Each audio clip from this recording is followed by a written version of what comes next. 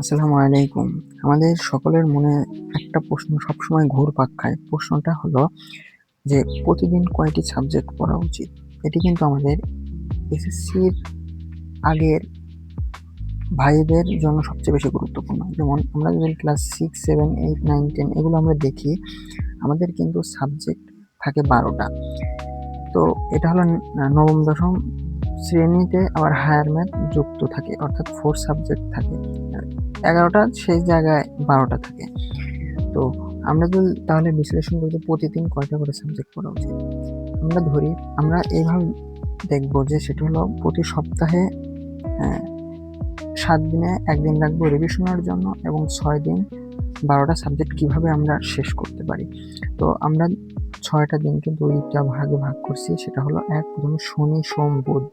এই ৩ দিন আমরা কি পড়ব? আমরা ৩ দিন অ্যা বাংলা প্রথম পত্র পড়ব। এটা হলো আমরা বাংলা প্রথম পত্র পড়ব, ইংলিশ প্রথম পত্র পড়ব। আমরা বাংলার প্রথম পত্র এবং ইংলিশের প্রথম পত্র পড়ব। সাথে আইসিটি পড়ব।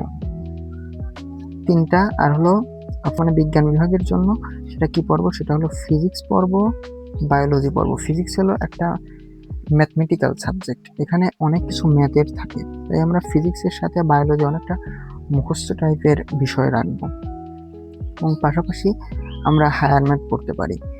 তো এই ৬ টা আমরা শনি, সোম, বুধ এই ৩ দিনে পড়ব এবং বাকি ৩ দিন কি? বাকি ৩ দিন হলো রবি, মঙ্গল, বৃহস্পতিতে আমরা কি পড়ব? এই দিনে বাকি যে ৬ টা আছে সেটা হলো বাংলা সেকেন্ড পেপার পড়ব, ইংলিশ সেকেন্ড পেপার পড়ব। সাথে ইসলাম ও নৈতিক শিক্ষা পড়ব এবং কেমিস্ট্রি পড়ব। কেমিস্ট্রি অনেক বিক্রিয়াগুলো খুব ভালোভাবে পড়া যাবে এবং তার সাথে ম্যাথ রাখবো। ম্যাথ হলো জেনারেল ম্যাথকে রাখবো। আর হলো লাস্টে বিজিএস পড়ব। তো এভাবে যদি আমরা পড়ি তাহলে দেখা যাবে যে প্রতি সপ্তাহে ৩ দিন করে প্রতিটা সাবজেক্ট পড়া হচ্ছে।